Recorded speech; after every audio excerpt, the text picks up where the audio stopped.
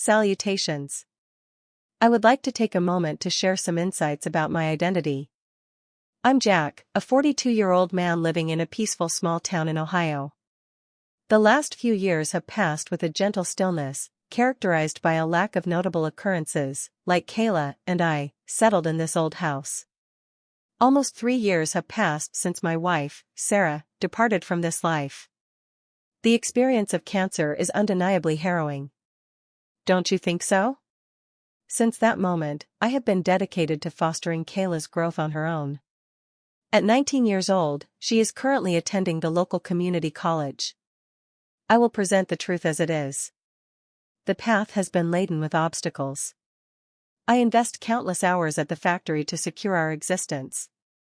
Although Kayla has been taking on extra shifts at the diner to help out, we find a way to make it work, even if it leaves little room for dating or a social life. On certain evenings, I return home feeling completely drained, barely able to keep my eyes open long enough to heat up a frozen meal. A man harbors specific desires. Given my overflowing schedule, it appears that I am short on both time and energy to cultivate new connections. On many evenings, I feel lucky if I can stay awake long enough to catch the news broadcast. Yet, it is essential for a man to find a way to alleviate some stress every now and then. The atmosphere in the office that day was thick with tension. A machine malfunctioned, and our supervisor was unyielding, demanding that we tackle the production setbacks without delay. Upon my arrival home, a sensation washed over me, akin to a tightly wound spring, while Kayla busied herself at the diner. I believed the house was mine to explore at my leisure for a time. I grabbed a chilled beer from the fridge and headed upstairs. As I removed my boots, I eased my belt and settled into a deep sense of relaxation, welcoming the only approach I genuinely grasped. I played some music to mask any noise. I chose to maintain the confidentiality of our discussion. In the quiet seclusion, shielded from the inquisitive gaze of those nearby, I became completely absorbed in the moment. With my eyes firmly closed, my trousers gathered at my ankles. In that moment, a disquieting hush filled the air. The front door stood motionless, while her footsteps on the stairs gradually dissolved into an unsettling silence. In an instant, the door to my bedroom swung wide open. Kayla stood in the doorway, frozen in place, her eyes wide and round like saucers.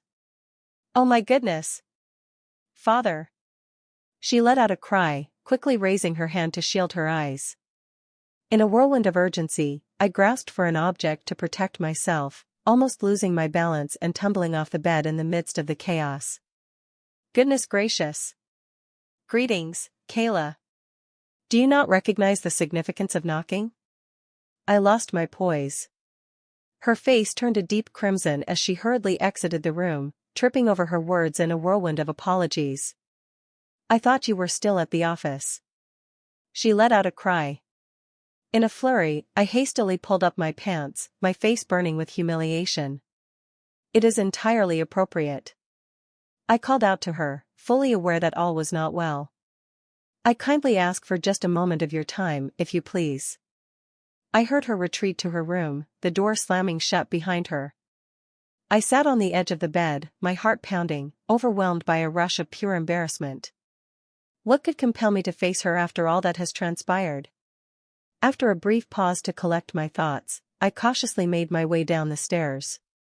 In the kitchen, I found Kayla, her eyes locked onto the fridge, as though she were trying to memorize everything inside it. As I awkwardly cleared my throat, I started to articulate my thoughts. "It seems you've come back home sooner than anticipated." She flinched just a bit and shut the refrigerator door with a firm gesture. "Certainly," she replied. Given the slow rhythm of the day, they opted to send me home earlier than planned. "I suppose I should have contacted you through text." We remained in a profound stillness, the atmosphere dense with unvoiced thoughts, each of us steering clear of the other's eyes. Finally, I took a deep breath and started. "Hey Kayla, I want to take a moment to express my heartfelt apologies for what you saw. I find myself uncertain about where to start." She quickly shook her head. "It's completely fine. It's not quite acceptable. But you see the point I'm trying to make. Should we just pretend it never happened?" What comes next? Certainly. What a marvelous idea. I agreed quickly. It never happened. This issue will be left undiscussed from this point forward. A lingering, uncomfortable silence followed. I am on the verge of immersing myself in a rejuvenating shower. She murmured gently, drawing nearer to the staircase. Absolutely, that's a great idea. I acknowledged with a nod. I guess I'll whip up some dinner or something in that vein. She ascended the stairs with astonishing swiftness. With a deep exhale, I ran my fingers through my hair. What a disaster, sharing the same space is bound to be an exceedingly awkward ordeal for the foreseeable future. It was unmistakably evident. I grabbed another beer from the fridge, tilting the bottle to my lips and downing half in one swift motion, trying to soothe my restless mind. How I long for Sarah to be here with us still. She had a remarkable talent for lightening the mood, effortlessly filling the space with laughter and joy for everyone nearby. Yet she had disappeared, forced to find her way through this turmoil by herself. I discovered myself ensnared in a complex maze of doubt. While I started collecting the ingredients for dinner, a thought flickered through my mind. Maybe it was the right moment to delve into the concept of dating again. Explore different options to satisfy my requirements and avoid situations like this in the future. However, the very idea of entering the world and interacting with women felt completely exhausting. At this moment, I need to be more careful. It seems I might need to invest in a reliable lock for my bedroom door and brace myself for an uncomfortable conversation with Kayla about boundaries and privacy. Thrilling experiences are just around the corner, that's for sure. The distant sound of the shower cascading from upstairs filled the air, prompting another weary sigh to escape my lips. Truly, this evening's meal could have greatly benefited from a splash of beer to elevate its essence. A greater quantity of beer. After that unsettling experience, I lay awake for what felt like an eternity, finally drifting into a restless sleep. It was probably around 2 a.m. when I felt the mattress gently move, a warm presence pressing against my back. In my sleepy state, I initially thought I had wandered into a dream featuring Sarah. As my thoughts started to unravel, a sudden clarity washed over me, revealing the truth that it was Kayla. My heart raced, and my thoughts whirled in a tumultuous ballet as I fought to comprehend the reality that was unfolding before me. Her arm rested gently over my waist, her breath a tender whisper against my neck, and in that instant, every muscle in my body tightened with expectation. Kayla, I breathed, my voice scarcely rising above a whisper. What are you currently engaged in? She crept closer, her voice a soft murmur. Slumber slipped through my fingers, as my thoughts drifted endlessly to days gone by. I inhaled deeply, struggling to keep my composure. My dear, this is simply unacceptable. Kindly make your way back to your room. Still, she remained. Instead, her grip on me tightened. I miss Mom, she said, her voice thick with emotion. A deep yearning stirs within me for the warmth of another's embrace in times of fear or solitude. Her words cut deep, filling my chest with a weighty, persistent sorrow. I understood that I ought to resolutely demand she go back to her room. Yet the anguish in her voice held me back. In the wake of Sarah's passing, we had both been wrestling with the weight of solitude, and perhaps this was her means of finding comfort.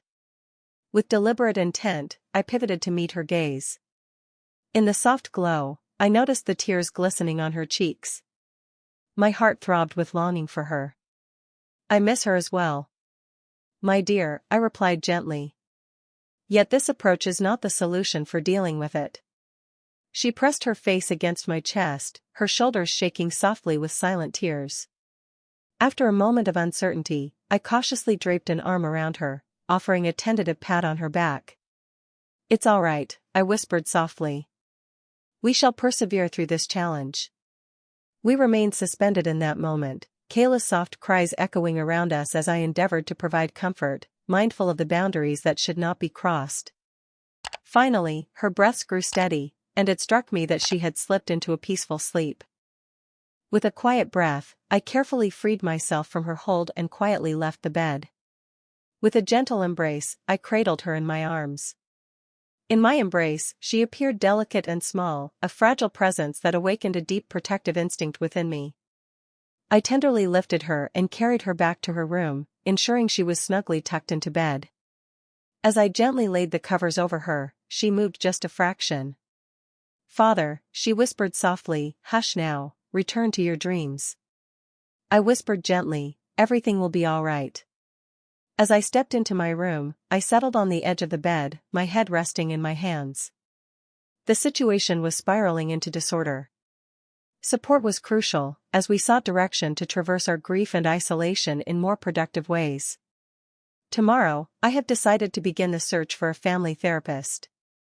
Continuing on this path is not an option for us. To ensure mutual advantage, it was crucial to pursue a more promising path. As I settled back again, my eyes drawn to the ceiling, I whispered a silent prayer for Sarah. "I'm pouring every ounce of effort into this." "My dear," I murmured softly into the darkness. "At this moment, I find myself seeking your insight." Taking a deep breath, I closed my eyes, longing for sleep to come quickly and bring with it a sense of clarity with the morning light. The next morning, I rose with the feeling of having been hit by a freight train. A persistent throb resonated in my skull, while my thoughts danced chaotically in a whirlwind of confusion. Facing tasks in this condition seemed completely unfeasible.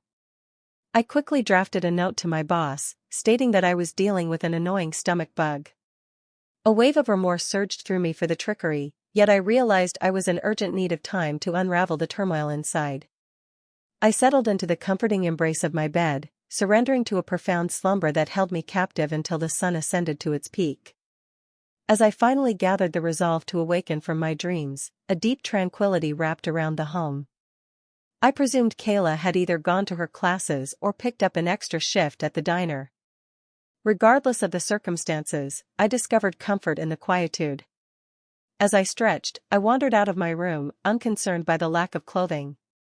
A long, indulgent shower was necessary to wash away my thoughts. As I wandered down the corridor, a yawn slipped from my lips while my fingers casually brushed against my chest. My thoughts whirled, grappling with how to navigate this predicament. We certainly had to have a discussion, but where does one even start with such a conversation? Engrossed in my musings, I swung the bathroom door open and was startled to the core. There stood Kayla, swathed in a towel, diligently brushing her teeth at the sink. With a sudden gasp, she fumbled her toothbrush, sending it clattering into the basin. In that fleeting moment, we stood still, gazing at one another through the reflection of the mirror. Then reality struck, and I found myself in a desperate scramble, my hands searching for a towel that was nowhere to be found. "Jesus Christ!" I exclaimed, desperately attempting to hide behind the door. "What brings you back home?" Kayla twirled. Her towel gripped firmly in one hand while her other hand shielded her eyes from the world around her. "Oh my goodness! Dad, please, put on some clothes. I thought you were at work," she exclaimed, with a deep flush creeping across my cheeks. I stumbled over my words. "I exchanged shifts with Amber. I mentioned it to you last night." Had she? It slipped from my mind. Last night unfolded in a haze, each moment slipping through my fingers like sand. "Just, please remain inside, all right? I am about to put on my attire." I retreated from the threshold and dashed to my room, my heart racing wildly. As I pulled on a pair of sweatpants, Kayla's voice echoed from the hallway. "I'm going to my room," she said, her voice trembling with tension. It might be prudent to start locking the doors in this location. The door slammed shut, and I let out a shaky breath, collapsing onto my bed. I lifted my eyes to the ceiling above. The circumstances were unraveling in an uncontrollable manner. We could no longer skirt around each other, perpetually stumbling into one awkward situation after another. The moment had arrived to address the issue head-on. A sincere conversation was crucial about boundaries, privacy, and more effective ways to manage our grief. It would undoubtedly present its share of challenges. Nevertheless, it was an unavoidable necessity. Summoning my courage, I approached Kayla's room, hesitating just outside her door. I took a deep breath and tapped softly on the door. Kayla, we must have a conversation, I stated, my tone steady. A moment later, the door creaked open, unveiling her face, still tinged with embarrassment. We discovered that we were easing into a state of palpable awkwardness. I found myself settled on the desk chair, observing as Kayla relaxed with her legs crossed on the bed. I ran my fingers through my hair and began to speak.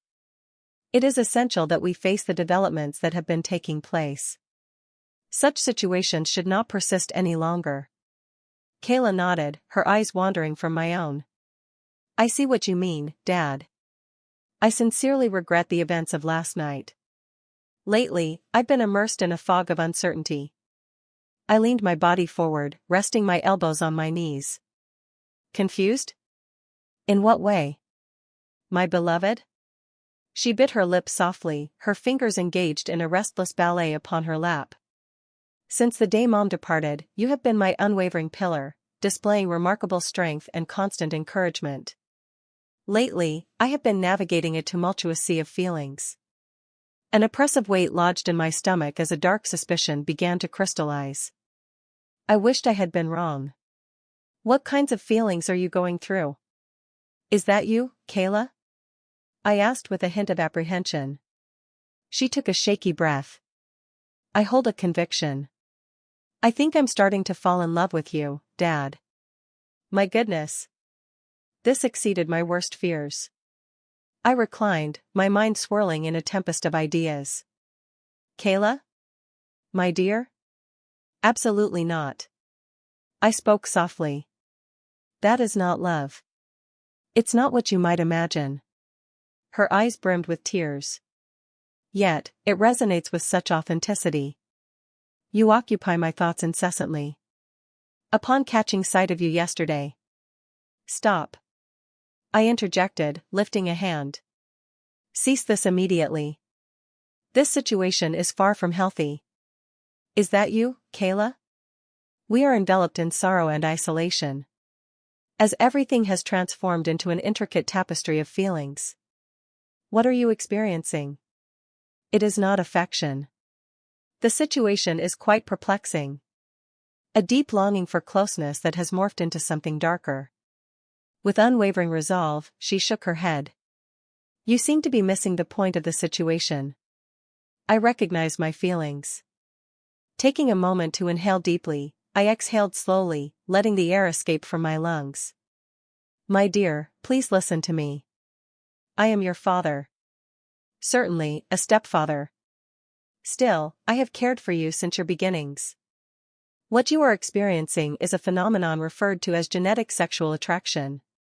Such events can emerge within families, especially in the realm of separation. However, it falls short of capturing the essence of genuine love. To respond to these feelings would result in considerable damage. For the both of us. Kayla's face contorted in despair, tears streaming down her cheeks. What should I do next? So, you expect me to set aside my feelings? I moved to settle next to her on the bed. Ensuring that we keep a considerate space between ourselves. Definitely not. Dear, we will make certain that you obtain the support you require. Professional guidance. A trusted companion to whom you can reveal your innermost reflections. Who is able to help you explore these emotions in a positive way? She gently wiped away her tears. A gentle sniffle slipped from her lips. You might view me as unappealing and burdened. I responded quickly, no. You are neither unappealing nor imperfect. You find yourself engulfed in pain and confusion. Just as I discover my own essence. We will navigate this together. All right? In unison. Simply not in that manner. I paused for a moment. Then softly placed my hand on her shoulder. I cherish you, Kayla. Like my daughter. That will remain constant. Nevertheless, the attraction you are feeling. It feels insincere. We must address this issue head-on before it results in serious repercussions. She nodded, each movement measured and intentional. Her breath caught, accompanied by gentle sniffles.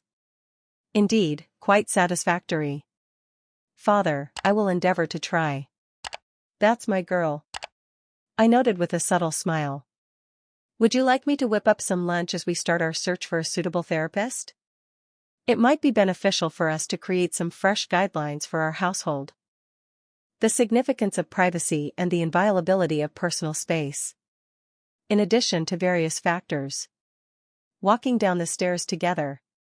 A delicate spark of optimism ignited inside me. The path unfurled infinitely ahead of us.